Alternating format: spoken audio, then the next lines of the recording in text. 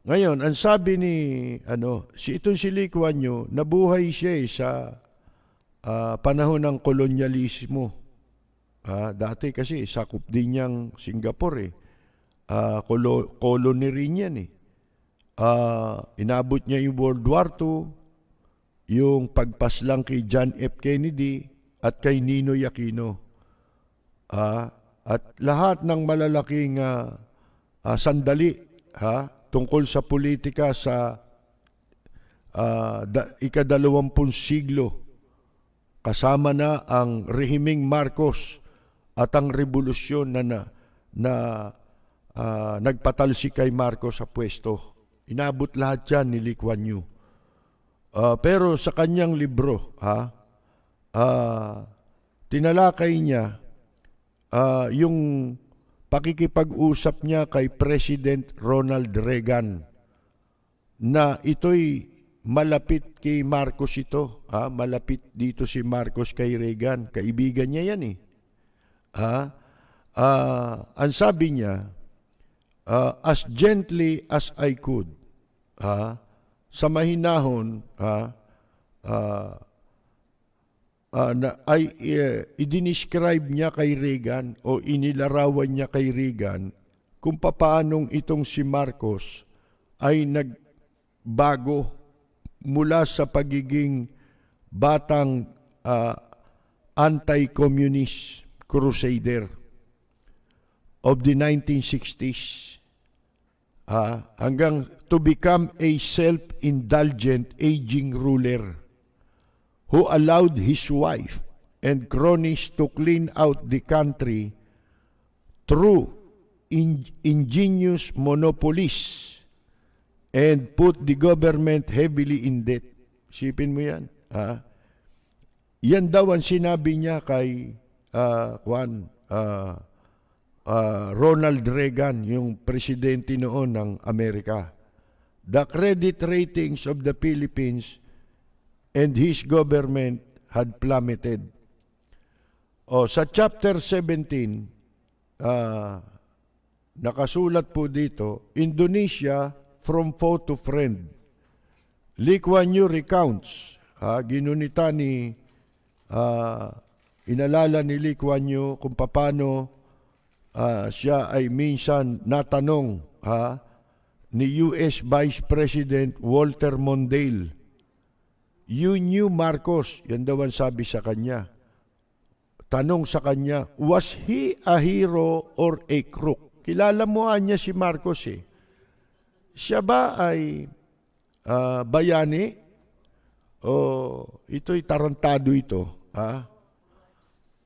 How does Suharto compare to Marcos? Paano mo ikukumpara si Suharto kay Marcos? Is Suharto a patriot or a crook? This was during the fall of Indonesian President Suharto in the 90s, whose controversial last years in office can be compared to Marcos. Maitutulad daw yan yung mga huling taon ni Suharto sa kapangyarihan kay Marcos.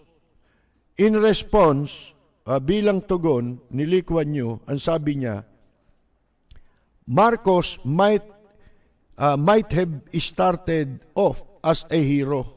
Si Marcos niya maring nagsimulang bayani. Pero nagtapos na walang iya ended up as a crook. Unlike Marcos of the Philippines, hindi tulad ni Marcos ng Pilipinas, si Suharto anya did not spirit his wealth outside this country. Mas mabuti pa, lumalabas si Suharto sapagkat kumpara daw kay Marcos, si Suharto hindi niya ipinuslit palabas ng bansa yung kanyang kayamanan, palabas ng kanyang bansa, in readiness for a quick exit, para paghandaan yung kanyang yung pag-alis sa pwesto, O tungkol naman sa Philippine development or lack thereof. Kung may development ba o wala, After the People Power Revolution, Lee Kuan Yew had high hopes for his successor. Umasa si Lee Kuan Yew na pagkatapos ng People Power Revolution na si kay Ginang Corazon Aquino. But as time passed, the countless coup, pero sa paglipas anya ay nagkaroon ng hindi mabilang na pagtatangkang kudeta na nagpalubha sa Pilipinas at nagkaroon ito ng reputasyon sa mga mamumuhunan, masamang reputasyon sa mga mamumuhunang dayuhan. This was a pity, sabi niya, nakapanghihinayang because they had so many able people. Dahil napakarami nilang mga mahuhusay, mga may kakayahang tao, educated in the Philippines and the United States. Mga nagsipag-aral sa Pilipinas at sa Estados Unidos. Their workers were English speaking. Nagsasalita ng English ang mga manggagawa. At least in Manila. There was no reason, walaan yan dahilan, why the Philippines should not have been one of the more successful of the ASEAN countries. Walaan yan dahilan kung bakit hindi mapabilang bilang isa sa mga matagumpay na bansa sa ASEAN ang Pilipinas. Yan ang sabi ni Lee Kuan Yew. Ito ho, ang kanyang observation. Something was missing. Merong kulang a gel to hold society together. Yung magpapakapit sa ating lahat para ang lipunang ito'y magkaisa. Yan ang sinasabi ni Lee Kuan Yew. Nagkaisa tayo nagkaisa ang mamamayan nun sa EDSA, di ba? Bakit? Sumobre, pinatay si Ninoy, sa kabila ng pinagdaan ng hirap ng mga tao, nagawa pa nila yon kay Ninoy Aquino. Wala namang krimen si Ninoy, kundi puro paratang lang sa kanya yun Mga kaibigan, dahil siya ay very vocal, di ba? Ginawang krimen yung pagsasalita ng tao. Mga kaibigan, pagkatapos nagpatawag ng halalan, dadayain pala nung alam na matatalo. Parang ngayon yan. Gusto nilang ulitin yan, mga kaibigan. Hindi ba? Kaya biglang sumabog ang galit ng tao. At hindi na inalintana ng tao kung ano ang naghihintay na panganib sa buhay nila sa pagpunta nila sa EDSA. Yun ang humawak sa mga tao para magsama-sama. Pero sa takbo ng panahon, nasira yun Pumasok itong mga mapag-imbot na gustong umagaw ng kapangyarihan. Ginulo ang gobyerno. Mga kaibigan, maganda na sana ang takbo. Hindi kasalanan ni Cory. Kasalanan nitong mga mapag-imbot na gustong agawin ang kapangyarihan. Sinira nila ang ating ekonomiya. Diba? Sina Gringo Honasan. Asan ba si Gringo ngayon? Di ba kasama rito? Tatakbo na naman senador. Sila yun sila Enrile. Si Marcos din ang nasa likod. 1987, gusto na niyang ibagsak si Cory, di ba? Nangungutang siya ng pera. At nai-record ito, inimbestigahan ito ng US Senate. May tumistigo pa ron kasama nitong inuutangan niya ng pera. Nagpanggap sila, hindi alam ni Marcos na mga agents pala ito Yung isa, may mga tape recording na inuutangan ni Marcos yung nagpanggap na prinsipe ng Saudi, yung isa namang agent ay kunyari arms dealer, nagbebenta ng mga armas. Mo order si Marcos para pabagsakin si Cory, mga kaibigan. Nagsimula na ang kudeta. At hindi na tumigil yan. Kaya yun ang binabanggit ni Lee Kuan Yew. Kaya yung mga sumisisi kay Cory, hindi totoo yun. Naleche ang gobyerno, kaya tayo bumalik, ginulo. Kinudeta ng kinudeta. Mga kaibigan, the people at the top, sabi, yung mga taong nasa itaas, the elite mestizos had the same detached attitude to the native peasants as the mestizos in their haciendas in Latin America. Para daw sa Latin American countries, yung mga elitista rito, mayayaman, mga mestizo, umiiwas sa mga sa mga mahihirap, they were two different societies. Dalawa ang klase. Yan, nakikita ninyo. Yung pwedeng hulihin at hindi pwedeng hulihin. Ano yun? Double standard mga kaibigan. Two different societies. Those at the top lived a life of extreme luxury and comfort. Sipin ninyo. While the peasants ay mga mahihirap ay mga magsasaka na saan lang nakatira, it was a hard living, mahirap ang buhay. They had no land, wala silang lupa, itong mga magsasaka. Pero sila ay nagtatrabaho sa mga asukarera, mga plantation ng niyog. They had many children because the church discouraged birth control. The result was increasing poverty. Something had gone seriously wrong. Millions of Filipino men and women had to leave their country for jobs abroad beneath their level of education. Napipilitan yung mga milyong-milyong Pilipino, lalaki, babae, na umalis ng bansa upang humanap ng trabaho sa ibang bansa, na hindi naman abot ng kanilang kakayahan, di ba?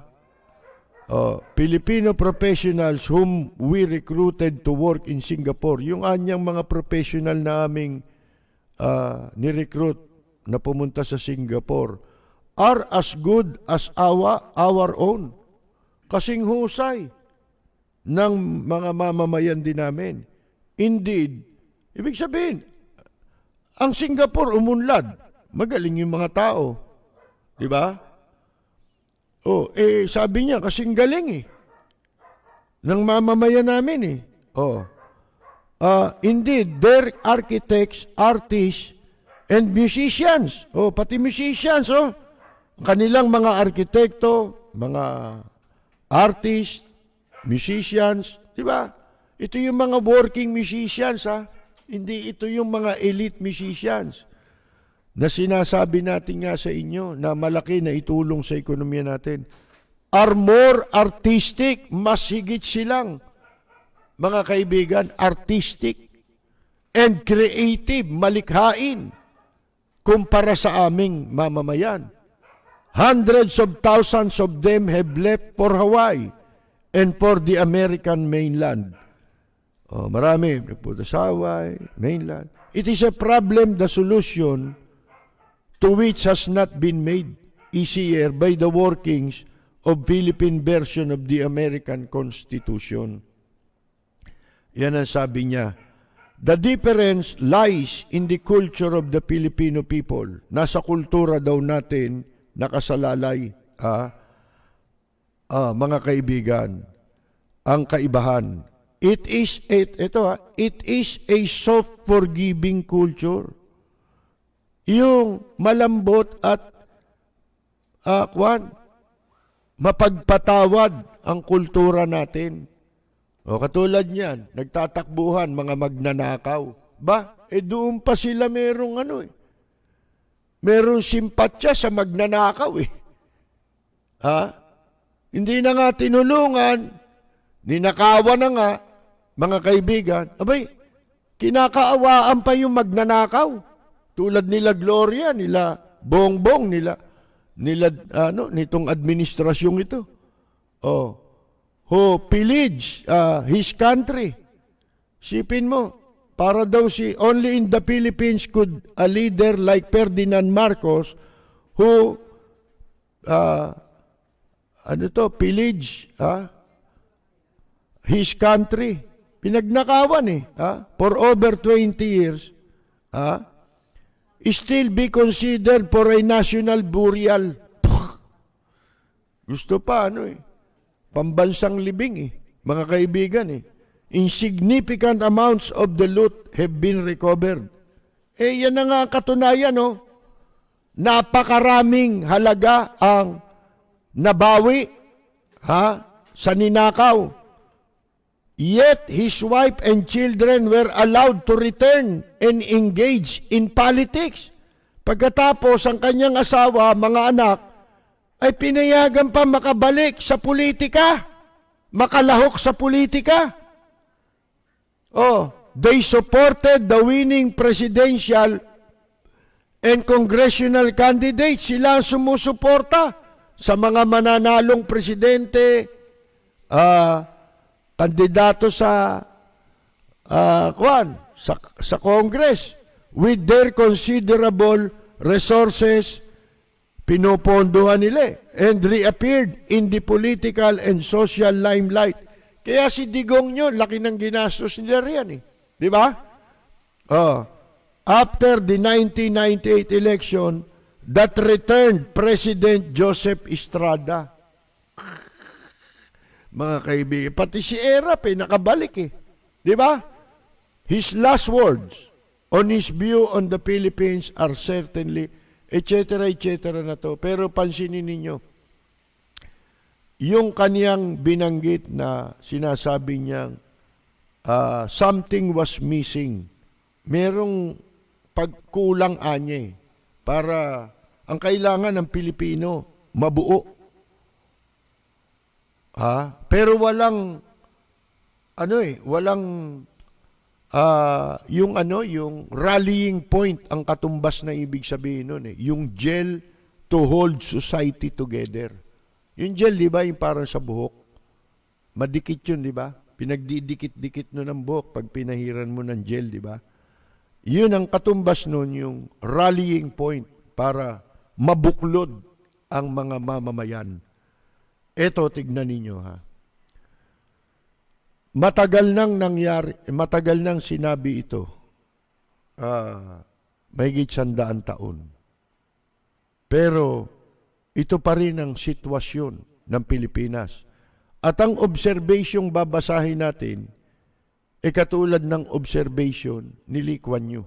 Ito sinasabi ni William Howard Taft. Di ba meron tayong Taft Avenue? Yan yun, si William Howard Taft. Naging Governor General yan dito sa Pilipinas during American occupation. At si Howard Taft eventually naging presidente ng Amerika from 1900 to 1913. Sipin mo, tagal. 13 taon. Ano sabi niya? The Filipinos were unsuited to govern themselves. The great mass is ignorant and superstitious, while the few who have any education that deserves a name were mostly intriguing politicians without stamina and nothing but personal interest to gratify. It might even take them another 100 years to learn how to run a big government. Sipin ninyo yan 1900 itong pinag-uusapan natin. Sa Tagalog, ano yung sinabi niya? Ito Tagalog no na ating sinipi. Ang mga Pilipino ay hindi naaangkop na mamahala sa kanilang sarili.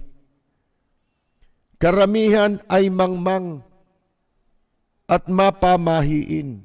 Kaya ngayon yung kamangmanga, no, may kasamang pamahiin. Ano sinasabi ngayon?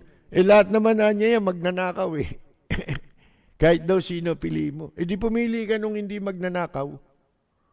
Katwiran mo lang yun dahil ang totoo nun, namimili siya ng paborito niyang magnanakaw. Iyan ang sakit ng tao ngayon. Namimili ng paborito niyang magnanakaw.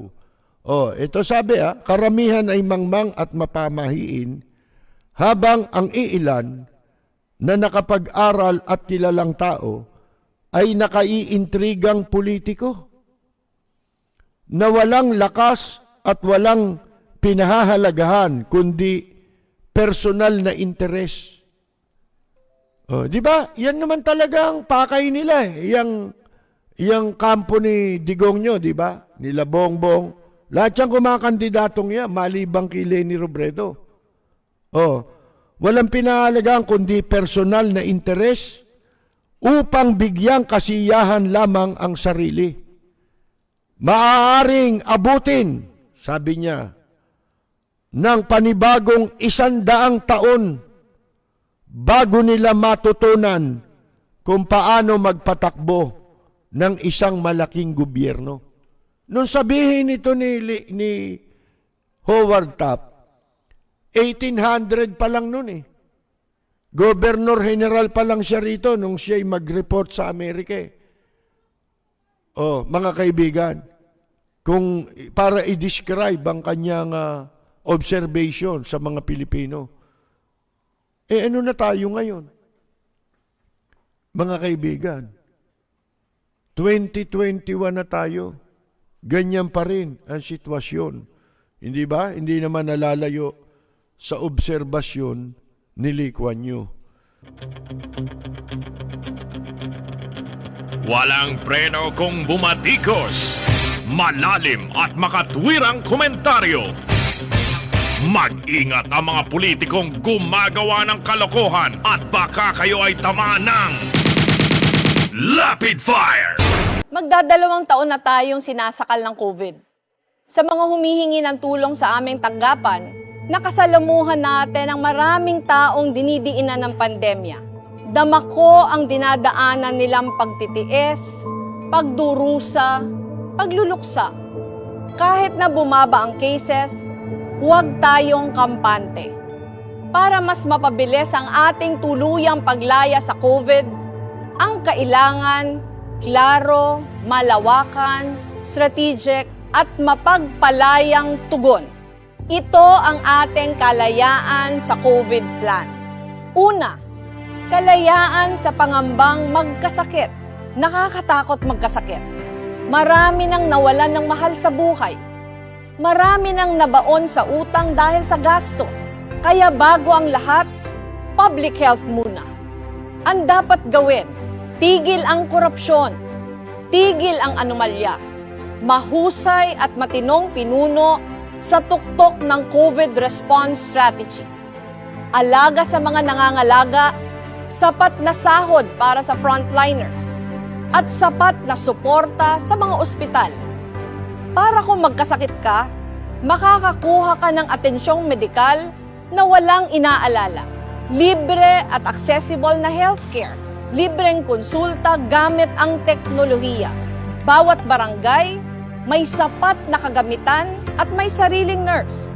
Bibigyan natin ng sapat na kakayahan ng mga nurse, doktor, barangay health worker, at iba pang medical frontliner. Ayusin ang PhilHealth. Mabilis na proseso para makuha agad ang claims. Bakuna para sa lahat. Papadaliin ng gobyerno para makarating ang bakuna sa iyo. Pangalawa, kalayaan sa gutom. Maraming dumadaing sa amin, mga nawalan ng hanap buhay o nagsara ang pinapasukan. Isa ang kaba nila. Saan kukuha ng ipapakain sa mga anak nila? ang dapat gawin para tugunan ito? Kung may lockdown, may agarang ayuda. Itigil ang malawakan lockdown. Dapat ang lockdown targeted. Protektado ang trabaho.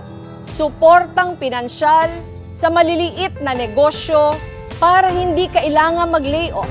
Unemployment insurance para ang mawawalan ng trabaho, may tulong na makukuha sa gobyerno. Palakasin ang agrikultura. Gawing sapat ang suporta para mapalago ang kabuhayan ng mga mangingisda at magsasaka. Tiyakin na may pagkain ang bawat Pilipino. Pangatlo, kalayaan sa kakulangan sa edukasyon. Kung walang katiyakan ng edukasyon, kabado rin tayo. Ano na ang natutuhan ng ating mga anak? Paano sila maihahanda para sa kinabukasan? Sa mga low-risk area, buksan na ang mga eskwela. Sa mga high-risk area, bigyan ng gadget at load ang bawat estudyante. Dagdagan ang community learning hubs kung saan ang teacher at estudyante may access sa internet at gamit pang edukasyon. Ito ang ating kalayaan sa COVID plan. Marami dito, matagal na nating iminungkahi at nagpatakbo na tayo ng mga programa. Panahon na para maipatupad ang mga ito ng malawakan para higit nating mabawasan ang pagdurusa at pagluluksa. Narating natin ang plano sa pagkukonsulta sa mga eksperto, mga sektor, at higit sa lahat, sa harapang pagsaksi sa dinadaanan ng Pilipino. Kayang ipatupad dito gamit ang resources at makinarya ng pambansang gobyerno. Kailangan na nating tuluyang makalaya para tayo'y makahinga muli. Inaanyayahan ko ang lahat na tumungo sa lennyrobredo.com para sa mga detalye ng ating kalayaan sa COVID plan.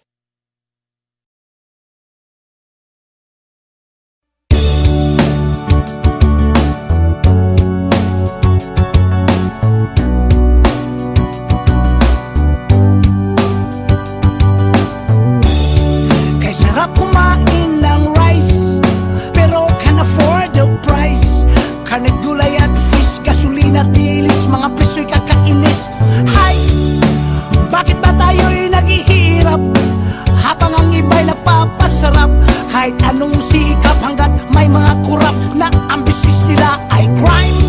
Kukurakot sila doon sa left, kukurakot din doon sa right. Ang dasal ko lang, bangungutin sila tonight. Kawatan ng money, money, money.